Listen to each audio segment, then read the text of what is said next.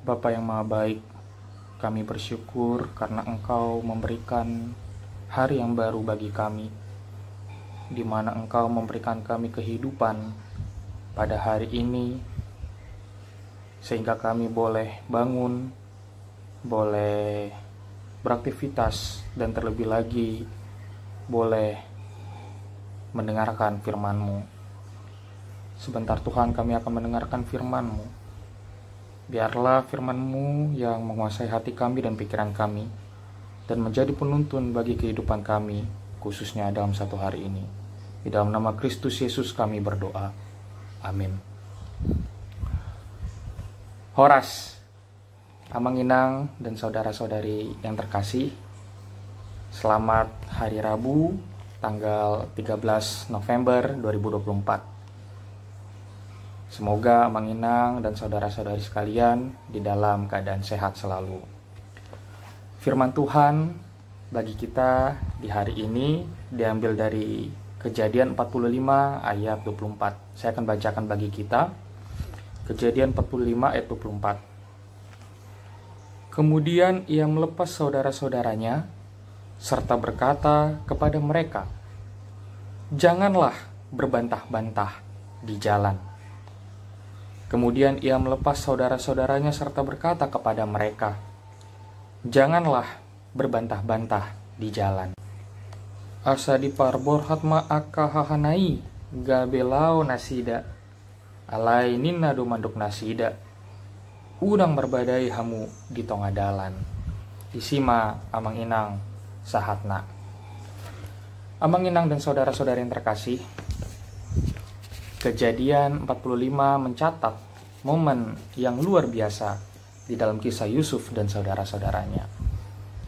Setelah mengalami penderitaan dan pengkhianatan yang luar biasa dari tangan saudara-saudaranya, Yusuf akhirnya mengungkapkan dirinya kepada mereka di Mesir. Momen pertemuan ini bukanlah sekedar pertemuan fisik setelah bertahun-tahun mereka harus terpisah, melainkan juga pertemuan yang penuh dengan pemulihan, pengampunan, serta restorasi. Dalam Kejadian 45 ayat 24, kita boleh melihat Yusuf mengirimkan saudara-saudaranya pulang dengan pesan yang sangat spesial. Janganlah kamu berbantah-bantah. Janganlah kamu bertengkar di jalan. Ini bukan hanya perintah yang sederhana.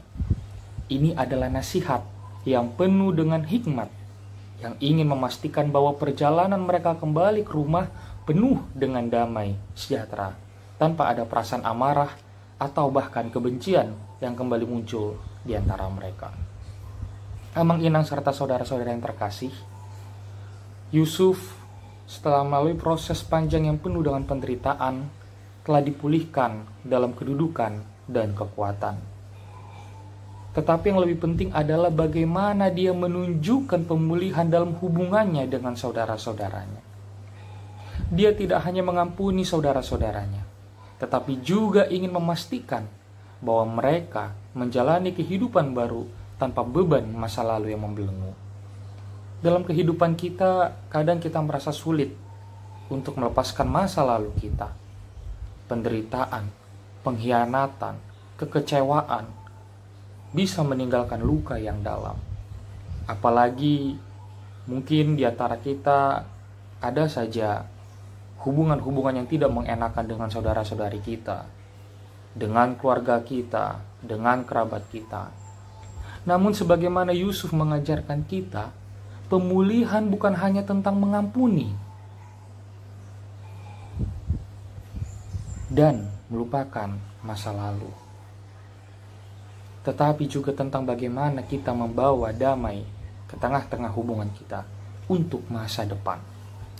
Seperti Yusuf, kita dipanggil untuk hidup dalam pengampunan yang membebaskan bukan hanya untuk diri kita sendiri, tetapi juga untuk orang lain.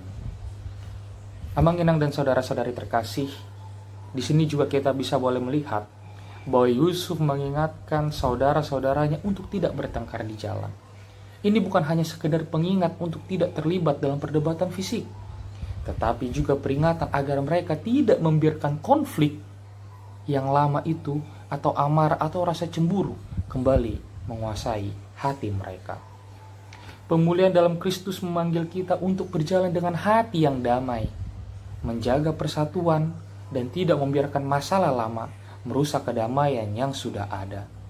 Dalam perjalanan kita sebagai orang-orang Kristen, kita dipanggil untuk menjaga hubungan kita dengan sesama, dengan kasih, kerendahan hati, pengampunan.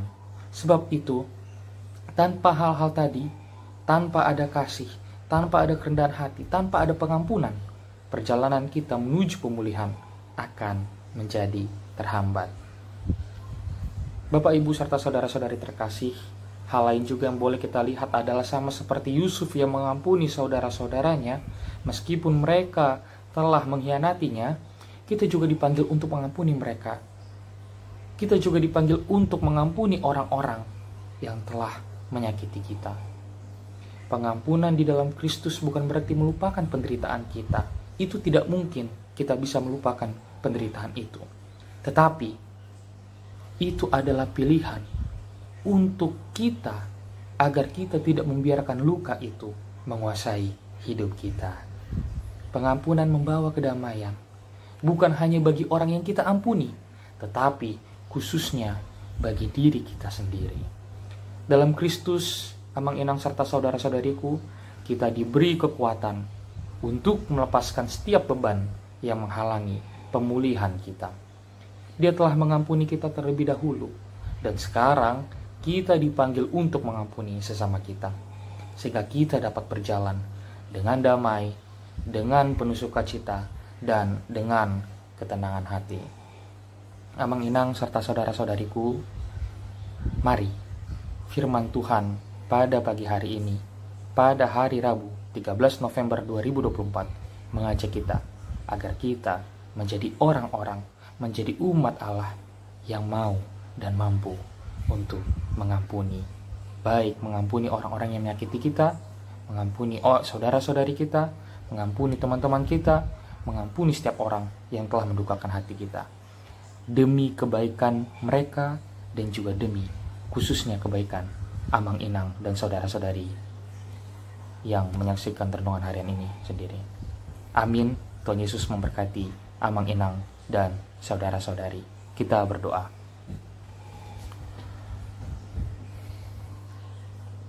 Bapa di dalam surga, kami bersyukur karena Engkau telah menyapa kami dalam firman-Mu ini.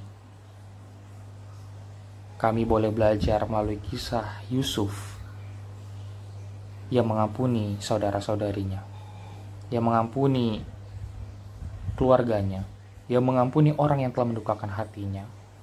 Biarlah Tuhan, kami pun demikian umat-Mu yang hidup pada masa kini. Tentu Tuhan, kami memiliki peristiwa-peristiwa yang tidak mengenakan dalam berhubungan dengan keluarga kami, dalam saudara-saudari kami, ataupun kerabat kami yang lainnya Tuhan, yang mendukakan hati kami, yang membuat kami bersedih, yang membuat kami sulit untuk move on dari peristiwa masa lalu yang tidak mengenakan itu. Tapi Tuhan, pada hari ini kami mau berkomitmen agar kami mengampuni hal-hal buruk yang telah terjadi itu. Mengampuni mereka yang telah mendukakan hati kami. Mengampuni mereka yang telah mengecewakan kami. Mengampuni mereka yang telah membuat hati kami sedih. Biarlah kami Tuhan menjadi jemaat-Mu yang penuh dengan pengampunan. Sebagaimana Engkau Tuhan melalui Yesus Kristus yang mengajari dan memperlihatkan bahwa Engkau Tuhan mengampuni orang-orang yang telah bersalah, berbuat dosa kepadamu. Demikian pun kami Tuhan, biarlah kami juga menjadi orang-orang yang pengampun, baik bagi mereka Tuhan yang mendukakan hati kami, dan juga Tuhan khususnya demi diri kami sendiri, supaya kami boleh pulih, kami boleh lebih sehat, kami boleh lebih baik menjalani kehidupan kami setiap hari. Terima kasih Bapa yang baik untuk kegiatan kami yang akan kami lakukan di hari ini. Biarlah Tuhan yang menyertai kami, memberkati kami. Setiap pekerjaan kami, biarlah Engkau Tuhan yang menyertai, memberkati, agar apa yang kami kerjakan boleh berkenan di hadapan-Mu, dan boleh Tuhan menyukakan hati-Mu. Terima kasih Tuhan. Dan bagi kehidupan kami satu hari ini, kami mohon biarlah Roh Kudus-Mu yang menuntun kami, agar kami tidak jauh daripada jalan-Mu, dan kami boleh berjalan di dalam terang kebenaran-Mu. Terima dan dengarkanlah doa kami. Di dalam nama Kristus Yesus kami berdoa.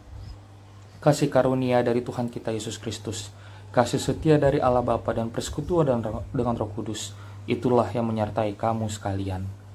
Amin. Horas.